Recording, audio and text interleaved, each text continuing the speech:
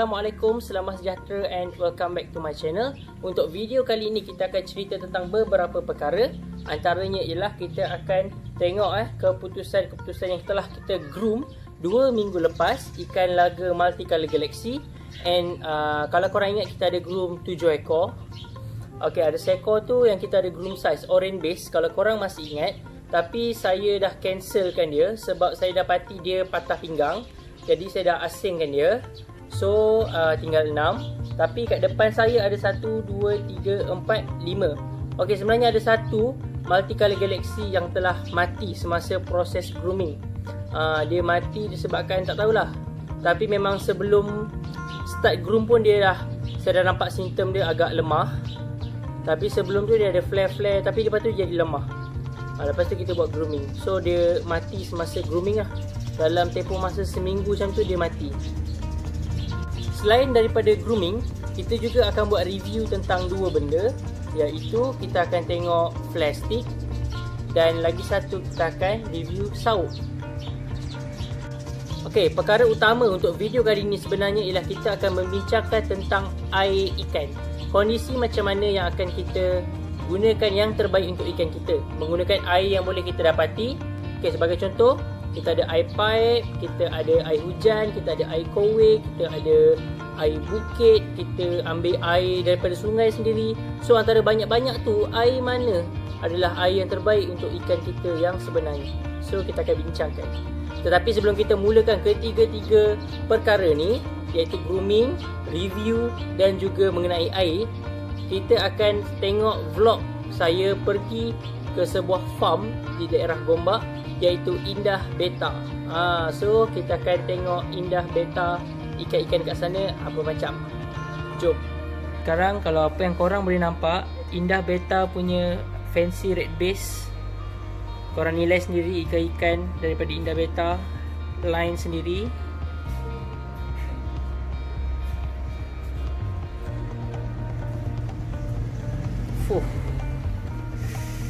Wah, yang ni gila kan.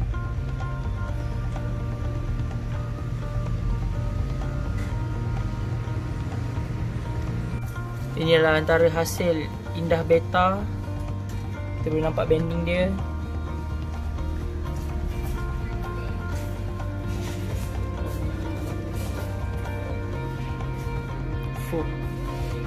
Terbaik. Hellboy. Korang boleh nampak tak? Gila-gila guys. Line daripada Indah Beta.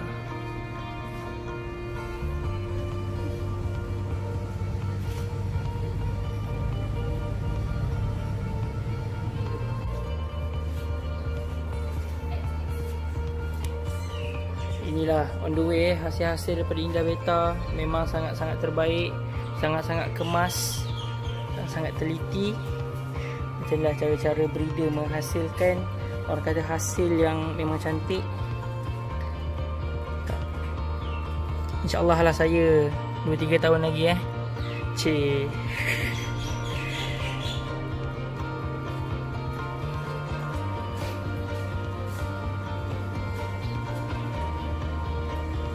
Sebabkan ikan yang terlalu banyak kat sini kita akan sekali imbas je. Bawah tu breeding untuk breeding. Yang atas ni semua sedang membesar. Tengok bawah ni. Bila lah saya boleh breed banyak-banyak macam ni. Yang kat rumah tu pun tak tahu apa cerita. Tengok.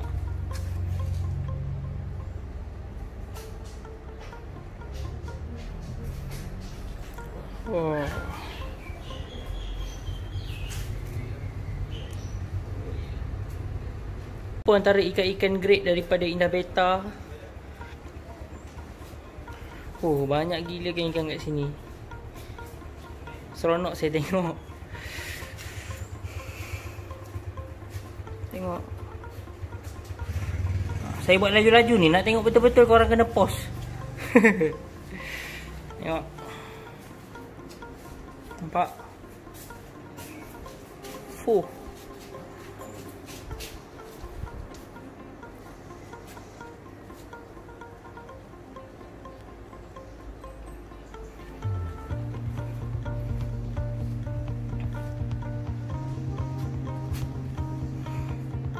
Okey, sekarang kita akan bersama dengan Tuan Badan Indah Beta sendiri. Okey, inilah owner ya. Okey, abang boleh tak kenalkan sikit diri? Nama saya Muhammad Razak. Saya banyak ada Indah Beta. Indah Beta. Saya panggil Abang Razak. So, kita bersama dengan Abang Razak untuk Indah Beta. Okey, abang, dah berapa lama abang berkecimpung dalam bidang ikan laka sebenarnya? Kalau kita pada 3 tahun, tapi saya buat ni sebagai hobi. Jadi bila telah ada lagi time, secara memang masa lapang. Untuk mengisi masa lapang, buat breeding, sambil-sambil tu ada buat jualan lah. Ada buat jalan. Jualan tu lebih pada online ke offline? Maksudnya orang datang ke? Saya banyak macam ni harapan ni offline lah. Oh, maksudnya orang datang kan? Orang datang. Okey, boleh tak abang cerita sikit lokasi dekat mana tempat farm ni apa? Indah Beta ni? Lokasinya di Taman Desa Indah. That's why nama pun Indah Beta. Taman Desa Indah, Ombak. Macam korang tengok tadi memang indah kan? Macam-macam ikan cantik-cantik ada. Inilah pengalaman 3 tahun orang breed ikan laga. Macam saya masih tak ada lagi line saya. So kita tengok macam mana hasil-hasil 3 tahun titik peluh, isi masa lapang, menghasilkan line yang cantik. Okey, saya nak tanya abang, range harga kalau orang nak datang beli, paling murah berapa? And paling mahal pernah jual berapa? Paling murah ada range dan tukar dalam RM50 dalam RM200. Kalau orang borong pilih, borong tu saya jual kurang dalam RM10. Sekor tapi dalam kuantiti yang banyak. Banyak tu dalam berapa dia kurang? Paling kurang dalam 20 ekor. Oh, 20 ekor. Okey, macam korang sendiri boleh dengar, ada juga secara borong, ada juga yang nak sekor-sekor pun boleh. Macam yang dia cakap tadi, range harga RM50 hingga RM200. Tapi korang tengok sendiri, ikan-ikan kat sini memang sangat-sangat cantik, sangat-sangat berbaloi. Tengok dia punya banding memang sangat-sangat terbaik. Okey, terima kasih bang bagi saya peluang untuk datang ke farm. Terima kasih sebab kongsi ilmu dengan saya. InsyaAllah saya doakan semoga abang lebih murah rezeki. Doakan saya lebih berjaya lah. Terima kasih datang ke kamu banyak seberapa. Terima kasih banyak.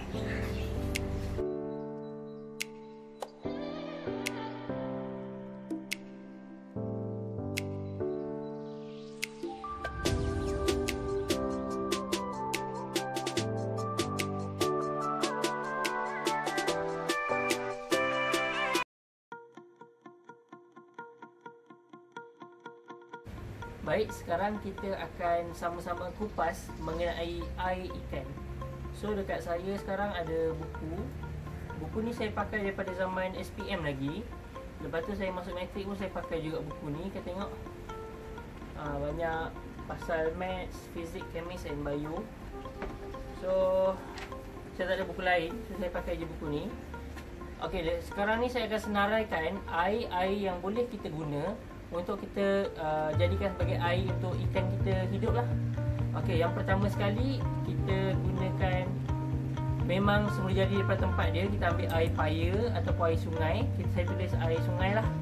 Okey, pertama sekali air sungai, maksudnya air yang betul-betul semula jadi. Lepas tu kita ada air tapis, iaitu air kowe. Kita tulis dulu air kowe. Lagi air hujan, sekarang tengah hujan, air hujan. Okey, air hujan. Lepas tu kita ada air pipe yang kita dapat daripada rumah.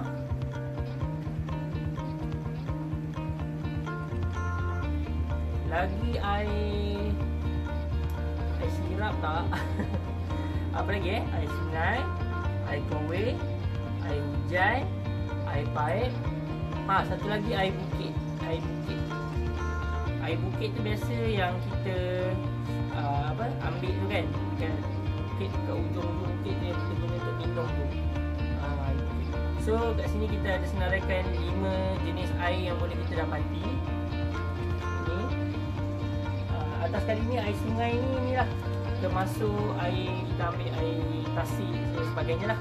So kita akan huraikan satu persatu air yang mana adalah yang terbaik untuk ikan laga kita. So yang first kali air sungai. Okey, macam mana kalau kita ambil air sungai untuk kita kasih ikan kita duduk dalam tu? Adakah air sungai adalah air yang terbaik? Okey, pada pendapat saya air sungai ni dia bagus, air tasik ni bagus. Cuma sekarang ni macam kita tahu kita ada banyak jenis pencemaran. So, bila ada banyak jenis pencemaran ni, saya risau air yang kita ambil tu adalah dari tempat yang tercemar. So kalau saya takkan ambil air sungai dan sebagainya lah. Sebab saya takut ada orang buang sampah dan sebagainya. Jadi kondisi pH air tu akan lari. Maksudnya tidak macam yang sepatutnya lah, iaitu 6.5. Sebenarnya untuk air ikan yang terbaik adalah 6.5 pH dia. Okay? So kita tolak dulu air sungai ni. Tapi boleh je nak pakai, tak ada masalah. Cuma kita risau air yang kita ambil tu adalah air yang tercemar. Okay, sekarang kita akan review flash stick. So ini adalah flash stick. Kalau korang tengok dia dah ada letak stiker kat sini. Okay, lepas tu dia punya kayu ni dah shellac, agak kemas. Okay, ni cermin dia. Halo. Okay, lepas tu kalau korang perasan, kalau kita letakkan dia dekat atas ni, dia ada sedikit curve kat sini. Maksudnya bila kita tunjuk dekat ikan tu, cermin dia straight. Macam ni. Kita pegang macam ni kan. Kita tunjuk kat ikan, cermin tu akan straight lah. So ini adalah flash stick. Kalau ada yang berminat, korang boleh WhatsApp saya, okay? Kita akan review sauk. Ini adalah sauk kain Kalau korang tengok kain, kacau lah diorang ni. Okay. Okay, ni adalah sauk. Tengok dia datang balik. Geram lah. Okay, ni adalah sauk kain. Kalau korang tengok batang dia sama, telah pun diletakkan stiker dan juga dah di shellac. Nampak? Lepas tu apa keistimewaan sauk ni ialah ikan susah nak keluar bila dah masuk tu. Sebab dia bila dah masuk tu dia akan jadi dalam. And lepas tu kalau korang tengok besi dia ialah besi tahan karat. Memang tak karat punya kalau pakai. InsyaAllah boleh pakai dengan tempoh masa yang lama. And apa yang keistimewaan dia lagi, nampak berbunga-bunga, sangat-sangat cantik dan menarik untuk digunakan. Yang paling penting ikan tak melompat keluar. Itu yang paling penting. So kalau korang minat dengan sauk ni, korang boleh PM saya, okay? Yang kedua ialah air kowe. Okay, macam semua tahu, air kowe ialah air penapis yang mana kita gunakan untuk minum dan sebagainya. Tetapi kebanyakan air kowe, air penapis ni, saya tak berapa berkenan untuk guna. Sebab kandungan alkali dalam air penapis adalah tinggi. Jadi kebarangkalian kalau kita guna pH tester, kita agak susah untuk mendapatkan pH 6.5 lah. Sebab kandungan alkali dia mungkin tinggi, mungkin rendah. Jadi dia tidak mendekati 6.5. Sebab lain-lain penapis lain dia punya filter tu. Kalau korang tengoklah filter air, dia memanglah membersihkan air kan. Tapi dia ada mengandungi alkali. So nak pakai boleh, tapi saya tak recommend lah. Okey, seterusnya air hujan. Okey, untuk air hujan sebenarnya sangat-sangat tidak saya galakkan. Sebab macam yang kita tahu, air hujan ialah datangnya daripada permukaan bumi sendiri. Iaitu bila dia tersejat, dia naik ke atas. Dia umpama kita guna air sungai kat sebenarnya. Itu air sungai, bila cuaca panas dia tersejat naik ke atas. So kita tak tahu bersihnya atau kotornya dia dah naik atas menjadi gumpalan awan dan dia turun sebagai air hujan.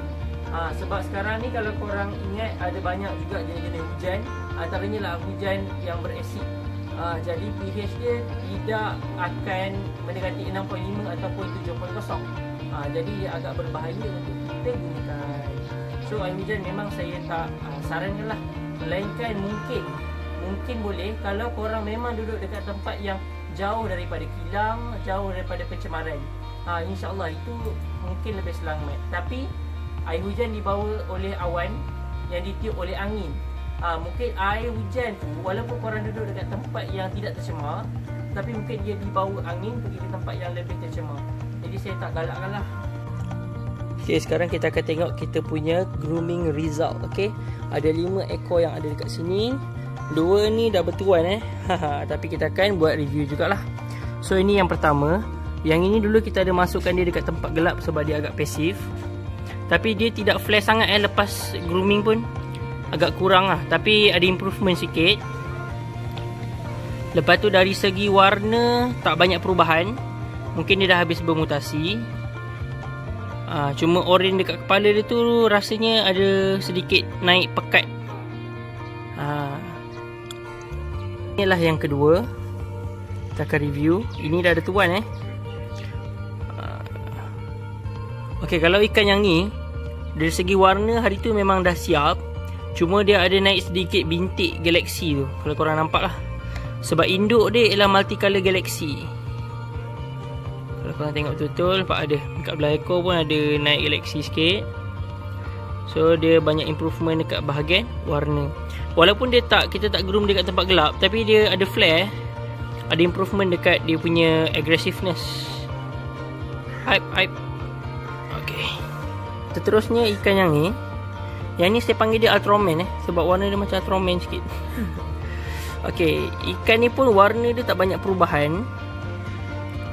Lepas tu sizing pun tak banyak perubahan. Aggressiveness tu dia dah ada flare lah. Sebab ikan ni adik-beradik tu semua tak boleh nak flare. Saya pun tak pasti kenapa. Jadi inilah keputusan yang kita dapat. Warna dia tak banyak perubahan sangat. Saya tak boleh nak bezakan lah sebab dia memang dah siap warna dia sebelum kita groom. Yang ini belum bertuan Siapa yang nak masuk meminang boleh. Yang ni pun saya agak gemar sikit lah warna dia. Dia punya galaksi dah makin banyak. Saya rasa kalau kita groom sebulan ni mungkin akan tambah lagi. Kalau korang tengok, dari segi agresif dia ada flare. Walaupun kita tak letak tempat gelap. Nampak? Ini tapi bawah dia macam ada warna-warna peach sikit. Mungkin tu memang warna dia. Okay. And yang kelima ni adalah antara yang paling banyak naik warna Ikan yang ni dia banyak naik dekat bahagian galaksi kat badan tu. Lepas tu kepala dia macam berpeta-peta sikit. Nampak? Sebelum groom dia tak berpeta sangat. Nampak macam pakai lipstick gelap pun ada. Nampak?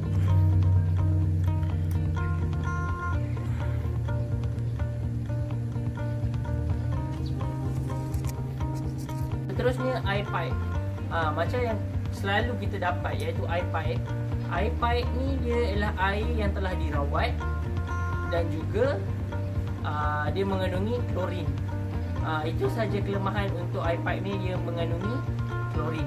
So pada pendapat saya eye pipe ni lah air yang boleh digunakan untuk ikan sekiranya kita lakukan dua benda. Yang pertama sekali, kita perap air tu untuk 2-3 hari supaya bila kita takumkan air, dia boleh meneutralize dan menghilangkan klorin. So ataupun lagi satu, kita menggunakan anti klorin.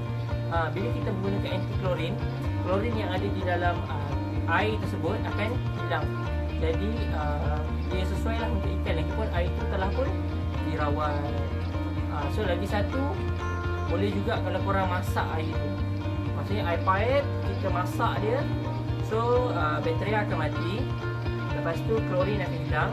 Cuma dia bagi makan masa sikit lah sebab kita nak masak kan. Later kita cari anti klorin lah. So air pipe ni okey, cuma ada step dia lah untuk kita gunakan. Seterusnya ialah air bukit. Air bukit ni biasa kalau saya lalu dekat jalan Uluyam tu kan, biasa adalah orang bawa botol-botol besar, kita tadah air kan, yang daripada bukit. Okey, pada saya air bukit ni ialah air bersih. Kandungan dia tak ada klorin. Cuma mungkin kita tak tahu kan. Sama juga sebab dia daripada alam semula jadi, mungkin ada pencemaran, boleh menyebabkan ikan mati. Apa-apa pun sebenarnya untuk ikan ni, air dia sebaik-baiknya kita ada pH tester. pH tester tu adalah yang sebaiknya supaya kita boleh check pH air. Jadi saya dah senaraikan kelima-lima air yang boleh digunakan, iaitu air sungai, air kowe tu air penapis lah, air hujan, air pipe dan air bukit. So pada saya lah, untuk selamat kita akan gunakan air pipe. Sekiranya kita tiada pH tester, sebaiknya kita gunakan air pipe. Okey, tapi sebenarnya semua ni boleh digunakan kalau korang ada pH tester. pH tester tu, okey, kepada siapa yang tak tahu, pH tu adalah menentukan kondisi air tu adalah beralkali ataupun berasid ataupun dia neutral. Dia tiga condition yang korang boleh pastikan selamat untuk ikan. Okey, 7.0 ialah neutral. Jadi sebaik-baiknya air untuk ikan ialah 7.0 ataupun kurang sedikit iaitu 6.5. Okay, sekarang hujan-hujan ni kita akan try gunakan pH tester. Macam yang korang tahu, dekat sini dia ada pH tester. Kita akan celupkan dan tengok kondisi air dia.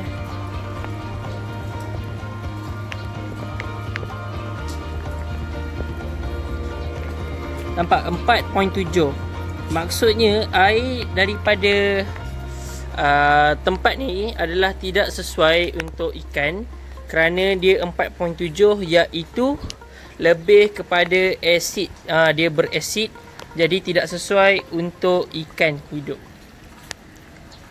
Tapi saya tak pastilah pH tester ni elok ke tak kan. So sekarang dia dah 5.0. Mungkin kita try and error kat tempat lain tak, kalau kat sini 5.1. Jadi dia dalam range macam tu lah, lebih kurang. So dia lebih kepada asid dan tidak selamat untuk ikan.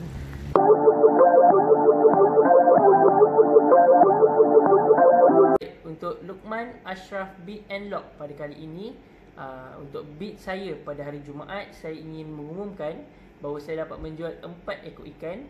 Tetapi kita hanya ada 2 orang pemenang sahaja. Sebab ada seorang ni dia beli sekali 3. Alhamdulillah. Jadi saya ingin mengumumkan tahniah kepada Al-Hafizal dan juga Tengku Arif sebab join dan menang untuk Bait and Lock pada kali ini. So kalau korang nak tahu apa yang mereka berdua menang, jom kita tengok ikan dia orang.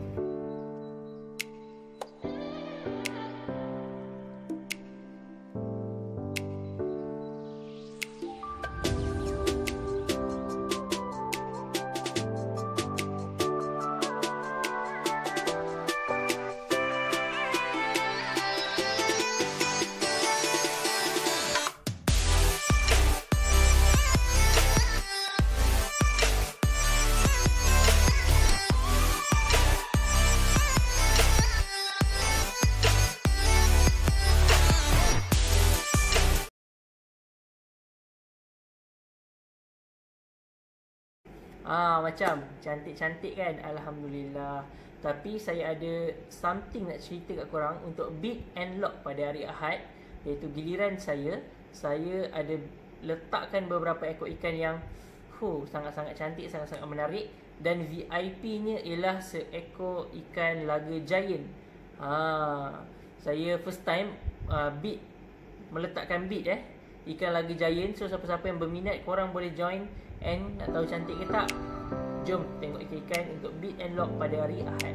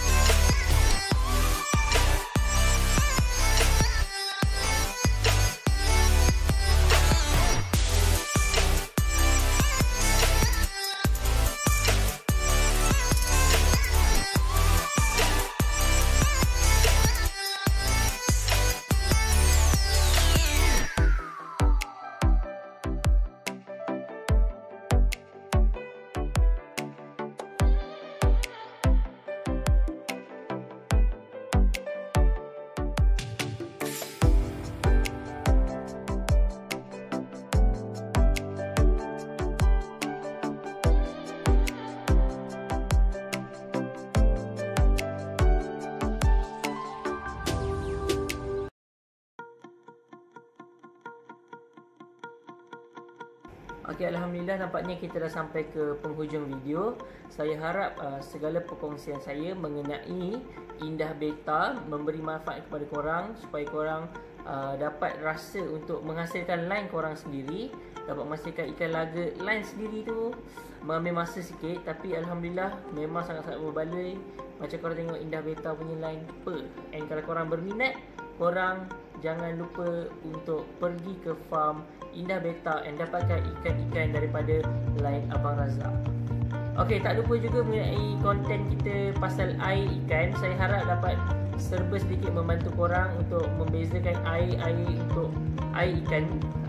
Jadi korang dapatlah berfikir air apa yang paling terbaik untuk ikan. And kalau korang rasa ada sedikit kekurangan atau kesalahan dari segi fakta untuk mengenai air ikan yang telah saya kemukakan, korang jangan segan-segan untuk komen dekat bawah, kongsikan pendapat korang dan bagi korang air apa yang terbaik untuk ikan laga kita.